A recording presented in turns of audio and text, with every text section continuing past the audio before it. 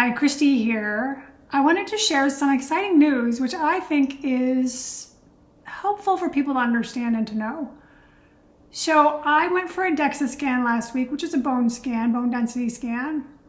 If you've been following my story, you've learned that I contracted, not the right word. I was diagnosed with osteoporosis, and that was in 2019. And have been working ever since to try to figure out what I can do for myself, how could I improve my bone density, so on and so forth. So long story short, within the last year, I have now moved from the label of osteoporosis to osteopenia, which means my bones have improved. I had one measurement that was an osteoporosis, my spine, which was negative 2.7 T-score. The T-score is what determines whether you have osteoporosis or not. Anything more negative than 2.5 is osteoporosis, 2.5 or more negative.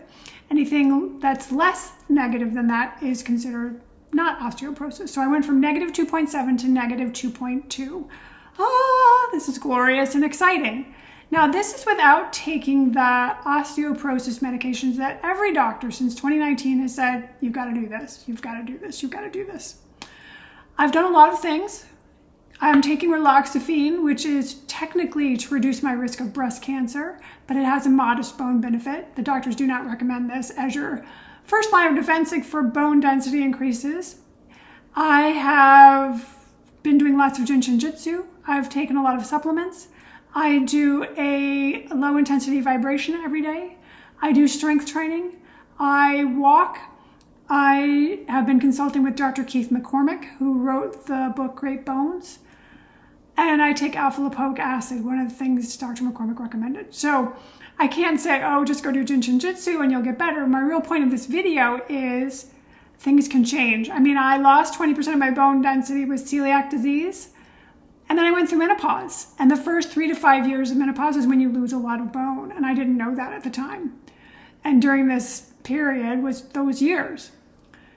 So my main reason for making this video is to, 1, don't give up hope. 2, trust your own knowing on whether a certain suggested path is right for you, whether it's from a doctor or anyone. Really, we have to tune in to what feels right for us.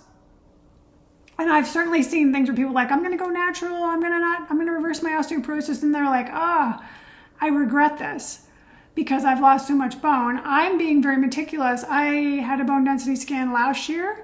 And I had one this year. The insurance does not cover yearly bone density scans, so I paid out of pocket. I'm also having my blood markers checked to see how my bone turnover is doing.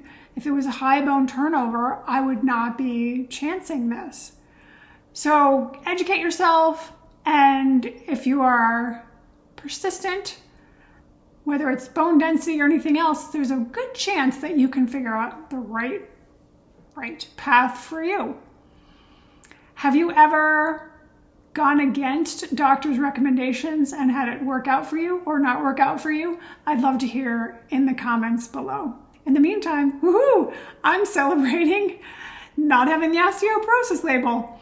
I look forward to seeing you in the next video. And in the meantime, please go be brilliant.